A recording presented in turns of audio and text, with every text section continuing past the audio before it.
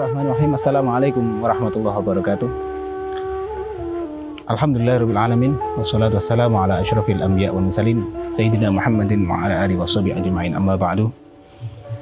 Para pemirsa yang saya hormati, alhamdulillah pada kesempatan kali ini kita bisa bersua lagi untuk membahas seputar hal-hal yang penting dalam ibadah puasa dalam bulan Ramadan ini. Ma'asyiral muslimin, ma'asyiral hadirin, ada hal-hal yang patut dan wajib kita perhatikan ketika kita melaksanakan puasa Ramadan, yaitu seputar perkara-perkara yang bisa membatalkan puasa. Secara umum, ada dua hal atau dua kelompok yang perlu perhatikan.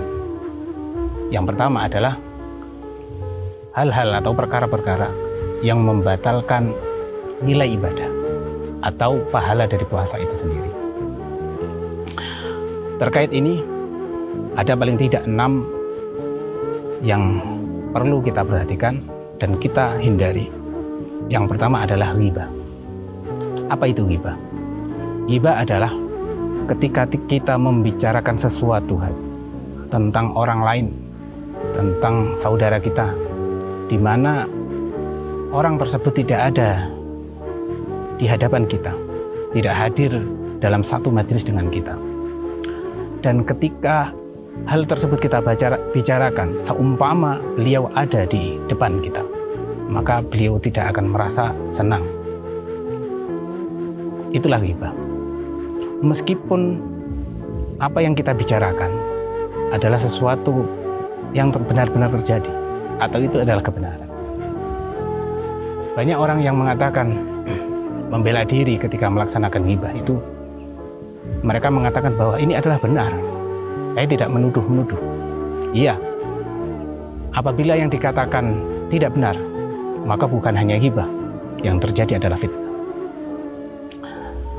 Yang kedua, yang perlu kita hindari selama bulan puasa, selama kita melaksanakan ibadah puasa adalah namimah.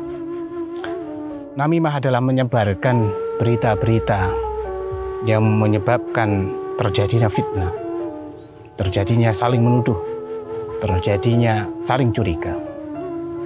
Istilah sekarang adalah hoax. Dalam puasa harus kita hindari, karena itu salah satu hal yang bisa meruntuhkan nilai ibadah dari puasa kita. Ma'asyiral muslimin, selanjutnya yang sangat harus kita hindari selama puasa adalah berbohong.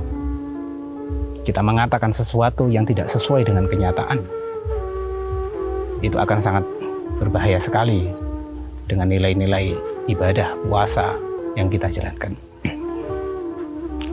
Yang keempat, ma'asyiral hadirin, puasa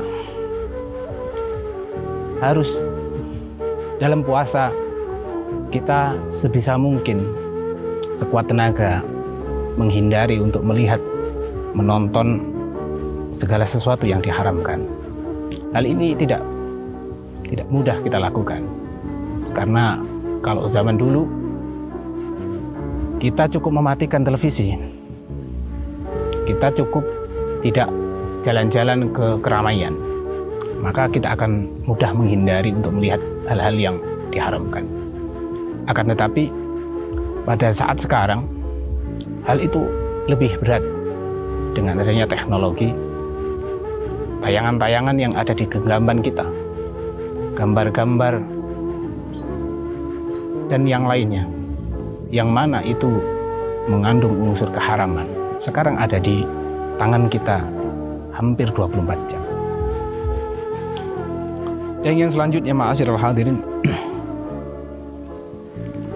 perlu kita hindari juga sumpah palsu. Kita menyatakan kita membawa nama Allah, kita membawa nama Rasulullah untuk menguatkan alasan-alasan kita kepada orang tentang sesuatu yang tidak sesuai, tentang sesuatu yang bertentangan dengan kondisi real. Ini sangat-sangat harus kita perhatikan. Dan yang terakhir,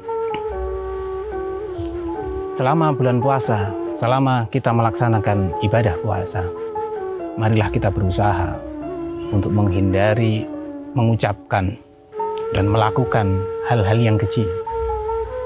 Ucapan-ucapan yang tidak perlu, ucapan-ucapan yang tidak pantas kita ucapkan. Karena itu sesuai apa yang disabdakan oleh Rasulullah, "Man lam yada' qaula zur wal 'amala bihi, falaisa lillahi hajatan fi ayyada'a ta'amahu wa syarabahu." Rawahul Bukhari.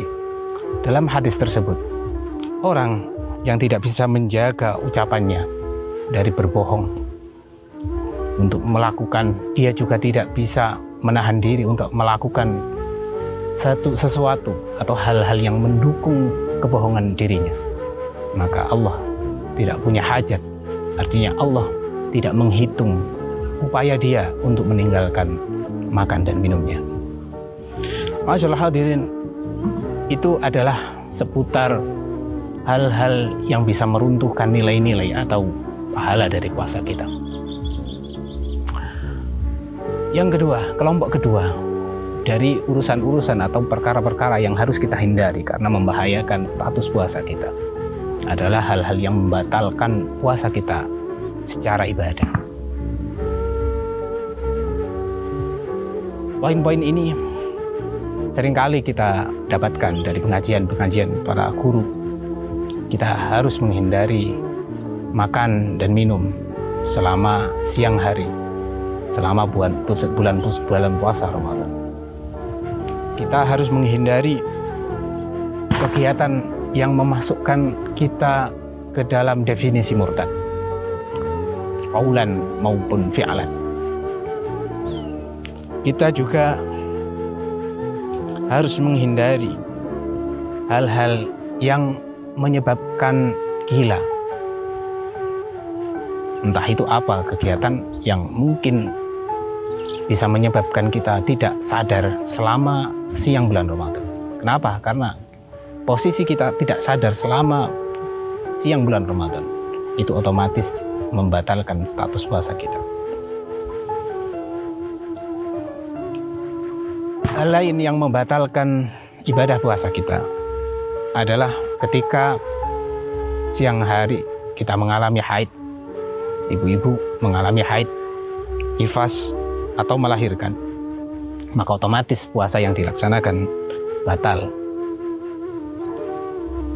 Dan tidak kalah penting, harus kita ketahui bahwa suami istri pada siang hari harus sangat menjaga diri supaya tidak sampai melakukan hubungan badan.